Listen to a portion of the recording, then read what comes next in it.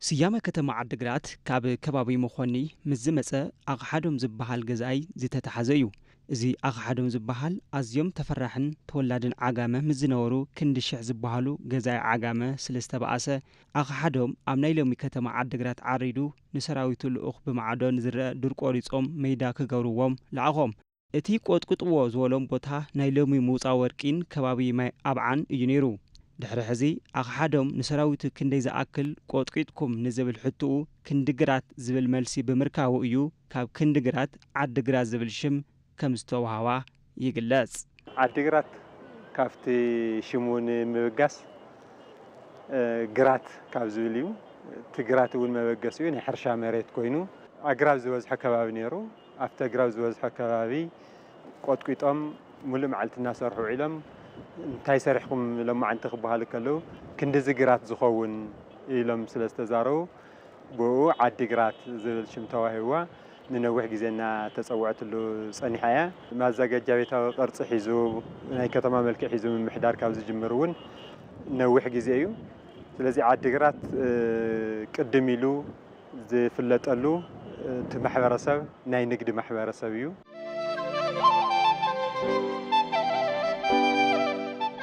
كتما عدقرات عب 1457 عامة مرت كم استمسرتت يقلص زاجيد 597 عامت عاوصيرا تركب إذا كتما زيا وكبتن معرقتن كتمايا كتما عدقرات لعلي 2457 مترو براخة صفح بحري تركب كتما عدقرات ون ناي سبحة قادس كتما إنها تبهلت تسوع كتما عدقرات عوشتا بركز ولو صقاتات حفيقات تركب كتمايا إذا كتما زيا بتمساسالي ون بقوتات تخبيبا تركب كتما مستمخانا بتمساسالي ون صبوق طباي أير كم زلوا ون يقلص مباركة كورات تملكتنا عوشتي كتما عدقرات زركو بركز ولو صقاتات حزنا ناوهم كنبلينا حزون تختاتلنا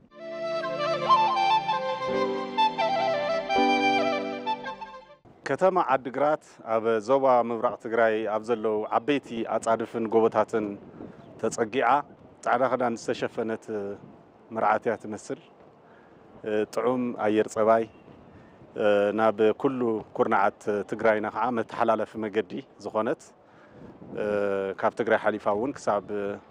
كيح بحري زولو مسمر أقواريصون ناب ماخل هاجر زخيد كاب صباغتات عفار حليفو ناب ماخل سلطانة ختمانا زخونت أخصم كساب عدواون مرخا خبيت ماخل يا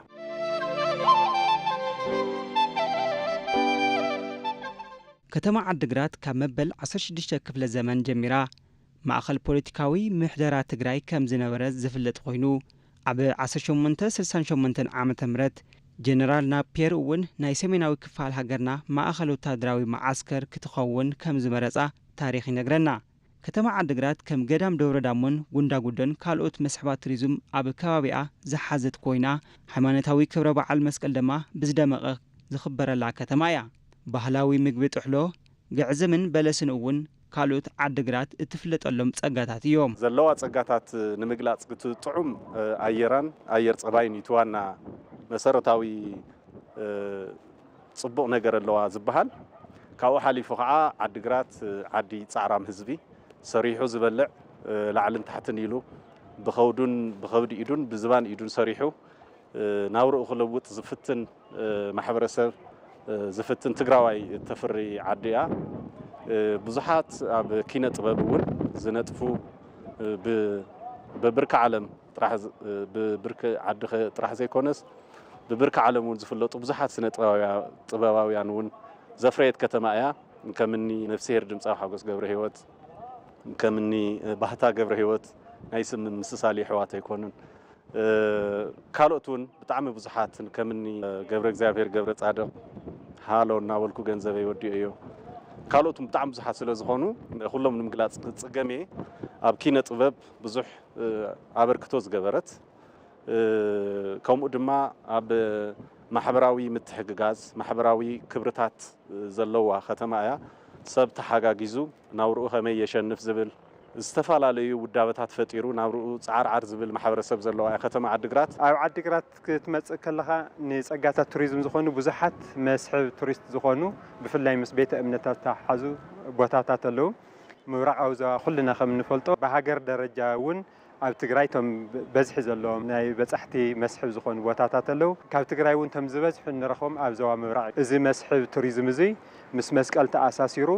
ብዙሕ በጻሒ ዓዲ ብፍላይ ከዓ ወዲ ከባቢ እውን ዝመጸሉ ስለ ዝኾነ ህዚ ከዓ ምስቲ ተረኺቡ ዘሎ ኣፋፍነ ሰላም ተኣሳሲሩ ዋላ ካብ ካሊእ ከባቢ እውን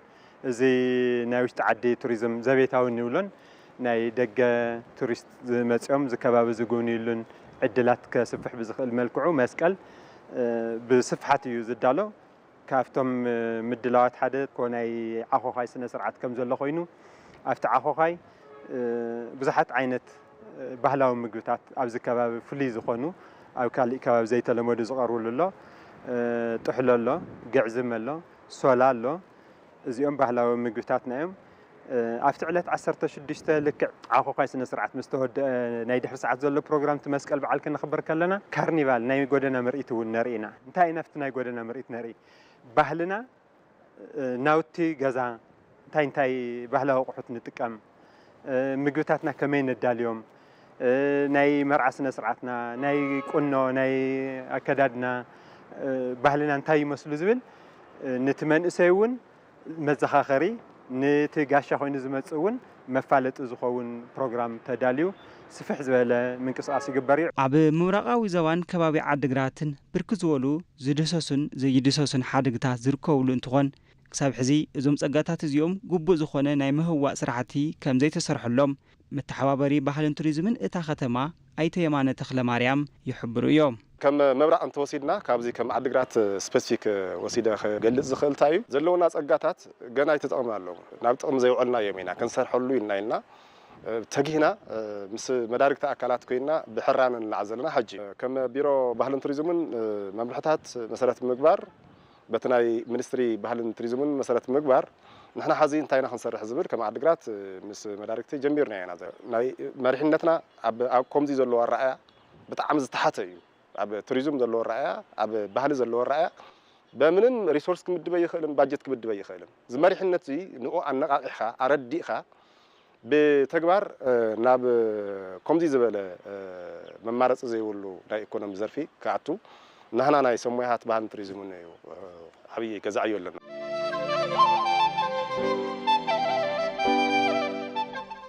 ምብራቃዊት ኮኸብ ከተማ ዓዲግራት ብዙሓት ሃይማኖታዊ ባህላውን በዓላት ተተኣናግድ ውቅብቲ ከተማ እያ ብፍላይ በዓል መስቀል ብፍሉይ ዝኽበረላ ከተማ እንትኾን ትውልድቲ ዓዲ በብዓመቱ ካብ ዝነብሩሉ ከባቢ ተጓዒዞም ብድምቀት ዘብዕልዎ ክብረ በዓል ምዃኑ ይግለጽ ዓዲግራት ዝያዳ ትፍለጠሉ ኣብዚ ሕዚ ምስ ቱሪዝም ተኣሳሲሩ ናይ መስቀል ጉዳይ እዩ መስቀል ክርስትና እምነት ሰዓብቲ ዘለዎ ከባቢ ኩሉ ዝኽበር ምዃኑ ማንም ይፈልጥ ፍሉይ ዝገብሮ ናይ ዓዲግራት ወይ ዓጋመ ንብሎ ከባቢ ግን መስቀል ኣብ ዝነበረ ነይሩ ክረምቲ ወዲኡ ሓጋይ ዝጅምረሉ ናብ ቀውዒ እናኣትየሉ ግዜ ስለ ዝኾነ ኣብቲ እዋን ንሱ ኣብ ዝተፈላለየ ቦታ ብስራሕ ምኽንያት ወፊሩ ዝጸንሐ ንዓዱ ተመሊሱ መስቀል ምስ ስድርኡ ኮይኑ መስከረም 16 ከፍቲ እናተዓኮኻ ኣብቲ ምዕኳኽ ስነ ስርዓት ኩሉ ተረኺቡ ህፃውንቲ ኣቦታት መናእሰይ ተን ከፍቲ ሒዞም ናብ ጎልጎል ወፊሮም ይዕኩኹ ይቆርሓ ተን ከፍቲ ማለት እዩ ኣዴታት እንደገና ኣብ ገዛ ክንድስተኻለ ሓድሽ እኽሊ እንተሃልዩ ካብቲ ሓድሽ እኽሊ ገዓት ኣዳልየን ኣብ ገዛ ዝምገባሉ ስነ ስርዓት እዩ ዓኾኻይ ድሕሪ ቀፂሉ 17 ኣብ ገለገሊኡ ኣዲስ ኣበባ እውን ሓዊስካ 16 ዳሜራ ክውላዕ ንርኢ ኣብ ዓዲግራት ዕለት 17 እዩ ቱሪዝም እውን ዕለት 17 እዩ ዝኽበር ብዙሓት በዓላት እውን ተተኣናግድ እያ ከተማ ዓዲግራት ካብ በዓል መስቀል ጀሚሩ በዓል መስቀል ብደረጃ ክልል ዝኽበረላ ከተማ እያ ኣብ ዙርያ ዘለዉ ዝተፈላለዩ ናይ ሰብ ዝሰርሖምን ተፈጥራውን ባህላውን መበቀሉ ዘለዎም ዝተፈላለዩ ናይ ቱሪዝም ሃፍትታት ዘለዋ እያ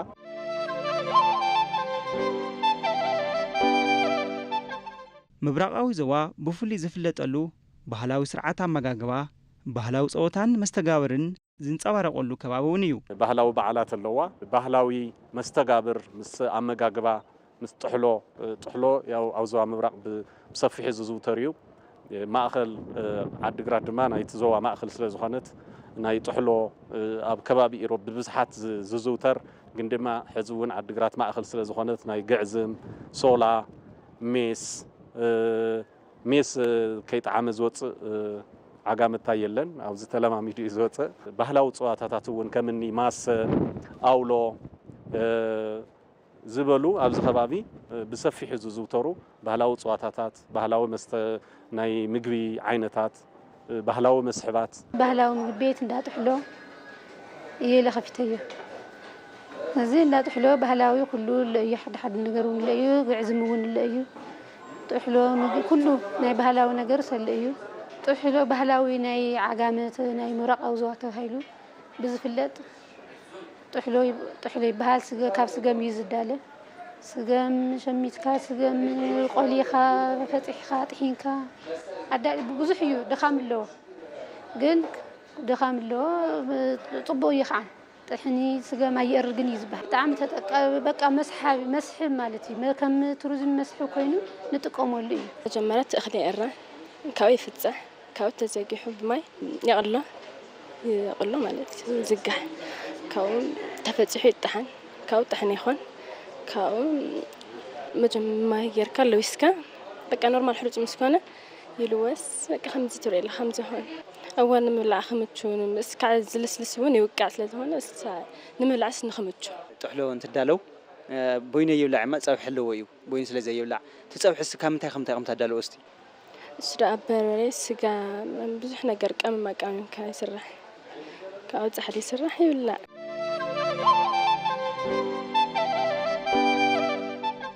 ካብ ባህላዊ ምግብታት ዞባ ምብራቕ ትግራይ እቲ ሓደ ጥሕሎ እንትኾን እዚ ምግቢ ካብ ካልኦት ምግብታት ፍልይ ብዝበለ መልክዑ ዝዳለው እንትኾን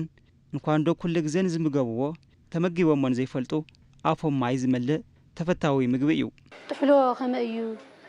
ክትቅሮ ከለኻ ገና ከይበላዕካዮ ክትቅሮ ሽሙ ክለዓል ከሎ ከመይ ኢሉ ንኽርኢ ዝመፅእ ሰብ ብዙሕ ኣሎ መቐበሊ ጋሻ እውን ይኸውን ጋሻ መፂካ ፍልይ ዝበለ ክትቅርበሉ ደስ ይብሎ ብዙሕ ደላይ ኣለዎ ጥሕሎ ዝገዛ ደንበኛ ተጠቃሚ ምግቦም ብጣዕሚ ዝምችወኒ ብምንታይ ብጥሕሎ ዝኣክል ብጣዕሚ ተጠቃሚ ምሳሕ ሰዓት ኩሉ ሻዕ ጥሕሎ እየ ዝጥቀም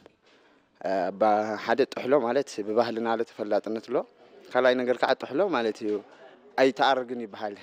ኣይእርግን ምቾት ኣለዎ ናይ ምጽናሕ ብባህሊ ተፀመፂኻ ማለት ናይ ኣብ ከብድናስ ናይ 24 ሰዓት ናይ ምጽናሕ ናይ ጉልበት ናይ ምውሳኽ እንትን ኣለዋ ጥሕሎ ማለት ብጣዕሚ ዝፈቱ ኣብ ዝገዛ ክትጥቀም ተለኹ ደንበኛ ኩሉ ሻዕ ጥሕሎ ተጠቃሚ ኣብ ጥሕሎ እንተም ብኻሊእ ኣብ ካሊእ ዓዲ ኮይኖም ዝሃርፈውስ ንኽረኽቡ የምኒሉ እና ብጣዕሚ ደስ በሃሊ ምግቢ እዩ ናብዚ መፃ ኩሉ ጥሕሎ ብጣዕሚ ስለ ዝፈቲ ጥሕሎ ክጥቀም ኢለ እየ መፅአ ጥሕሎ እንታይ ማለት እስቲ ከመይ ክትገልጽዮ ጥሕሎስ ጥሕሎ ብጣዕሚ ጥዑም ተፈታዊ ምግቢ እዩ ካብኡ ከዓ ናይ ምብራቃዊ ዞባ በቃ ፍልይ ዝኾነ ክብረ ጋሻ ክመፀካ ከሎ ዓብይ ጋሻ ክመፀካ ከሎ መፍለይ ናይዚ ከባቢ መፍለይ ስለ ዝኾነ ጥዑም ምግቢ እውን ስለ ዝኾነ ኢና ንጥቀሞ ኣብዛኛው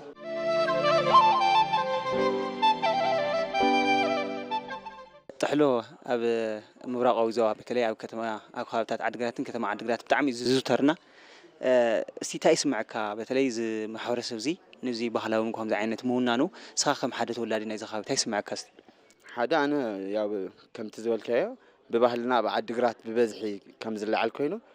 ስምዒቱ ያው ሓደ ናይ ቤተሰብ መሰብሰቢ እዩ ጥሕሎ ማለት ካብ ካሊእ ዓዲ ወህዚ ቤተሰብ ካብ ካሊእ ዓዲ ተፈናቂሉ ገለ ክመፀና ተሎ ተሰባሲብካ ኢኻ ማኣዲ ሙሉ 12 ባህልና ብኸመይ ይፍለጥ 12 ኮይንካ ገለ ኢኻ ትምገቦ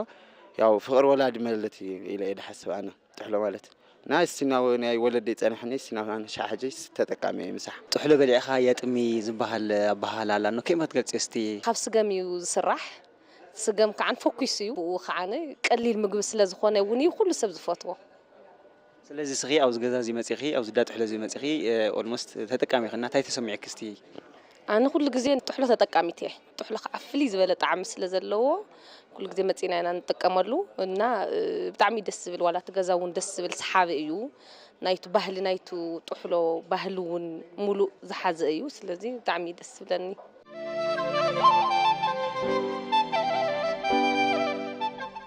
ከተማ ዓዲግራት ብዝማዕረጉ ጎቦታት ዝተኸበበትን ጽቡቕ ጸባይ ኣየር ዘለዋን ሰባት ንምንባር ዝምነይላ ብሕታዊት ምብራቃዊት ከተማ እያ። ኣብታ ከተማ ብርኪ ዝበሉ ሓድግታት ከም ዝርከብውን ከምዚ ይስዕብ ይጽራሕ። ከተማ ዓዲግራት ዝድሰስ መስሕባት ገሊጽካ ዝውዳእ ኣይኮኑን። መስሕብ ክበሃል ከሎ ኣብ ከተማ ዘሎ ኣስፋልት ጥራሕ ገይሩ ዝሓስብ ኣብ ከተማ ዘሎ ናይ ሆቴል ኢንቨስትመንት ጥራሕ ገይሩ ዝሓስብ ኣብ ከተማ ዘሎ ናይ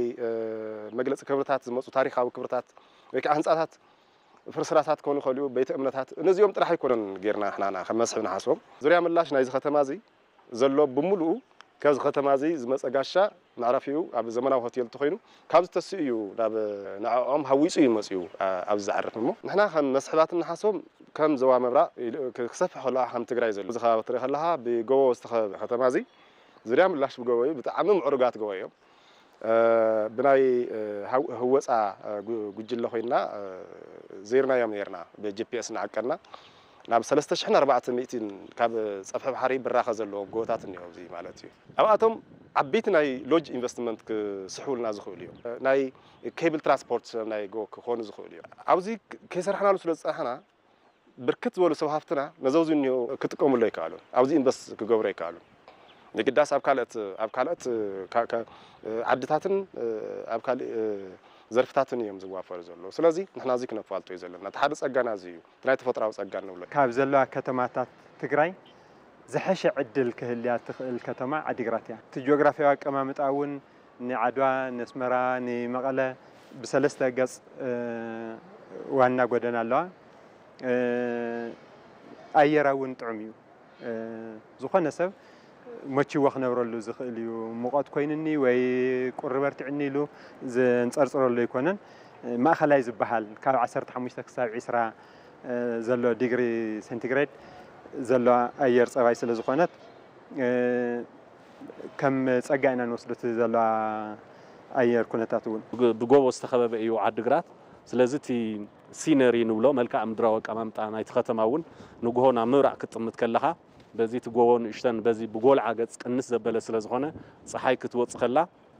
افت غوتات زعرف برهان تمليسون عدغرات زبا برهان بطعم معروق بطعم طعوم عدغرات مصيخا خيمونا خايا غاشا خوينكا مصيخا كيمونا خايا خاتوصمو بحصيرو عدغرات كمز خገልጻ ይخእል ማለት لسات منعسي التحاويرهم ناي مسكال فيستيفيتي ناي مسكال بعل زيد سس قرسنا نسو حدا اكل مسحوب كونه لونا قرس خنقبرنا يلم سرحو ناي قندعرو 22 متر قندعرو مسكال تتخيلو ابتي بطعم صحاب زخونه جو الو او لك تا مسكال متسرحت غير مكايو ب 400 مليون انفستمنت زحتت حجكا لعليو زمناو لوج بي اب هنصت نيريا بكينات مخنيات تواريصو ابو غناي قصلنا لون شيء اب كيد اللمبر كمز عينت انفستمنت صعبيو سلست مسحاتنا نال معنى يمكن كيد تجبرنا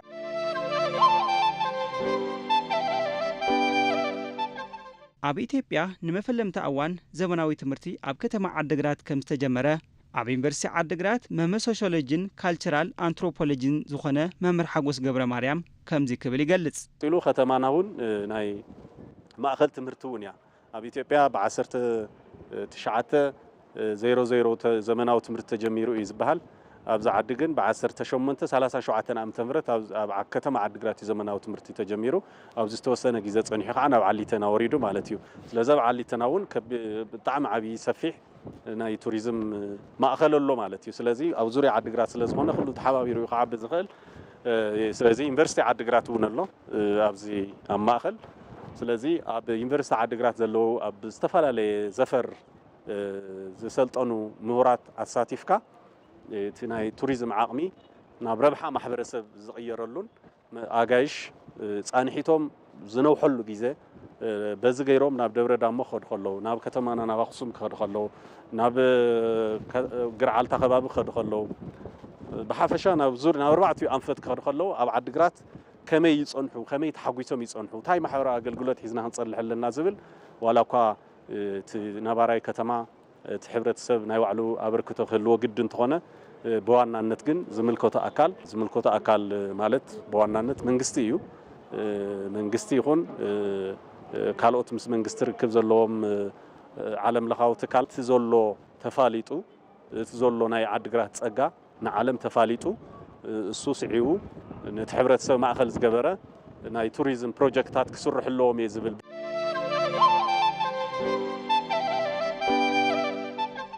كتما عدقرات ጥንታዊ ታሪኻዊ ሃይማኖታዊ ባህላዊ ተፈጥራውን ሰብ ሰራሕት ሓድግታት ኣብ ጓጓ ሓፊቓ ዝሓዘት እንትኾን ክሳብ ሕዚ ነዞም ጸጋታት መዓቀቢ ዝበሃል ቤተ መዘክር ሙዚየም ከም ዘይብላ ይግለጽ። ኣብ ከተማ ዓድግራትን ከባቢኡን ዝርከቡ ሓድግታት ብኣግባቡ ዓቂብካ ንዓለም ንምህዋፅ ዝከኣል ቤተ መዘክር እንትህልው እንትኾን ንዝጸገም ንምፍታሕ ኩሎም ዝምልከቶም ኣካላት ኣላይ ሓገዝ ንክገብሩሎም ብመልእኽቶም ኣቢሎም ተላብዮም እዮም። ሙዚየም እውን ይብላን ዓድግራት ማእኸል ዓጋመ እያ ናይ ዞባ ምብራቅ ዋና ከተማ እያ ካብ ትግራይ ቀፂላ መበል ካልአይቲ ከተማ እያ ግን ሓደ ሃዋፃይ ሓደ ቱሪስት መፅኡ ዝሪኦ ምንም ዓይነት ሓበሬታ ይብሉን ማለት እዩ ስለዚ ናይ ማእኸል ናይ ሕብረተሰብ ታሪኽን ባህልን ፖቴንሻል ናይ ቱሪዝም ዓቕምታትን ዝገልጽ ሙዚየም ተዝህሉ ጽቡቕ ነይሩ ማለት እዩ ዓድግራት ተኣክል ቤተ መዘክር ይብላን ሕጂ بقلص እውን كم ميديا እውን ክትሕግዙና እንደሊ ኣብ መላእ ዓለም ዘሎ ተወላዲ ዓድግራት ከም ዓጋመ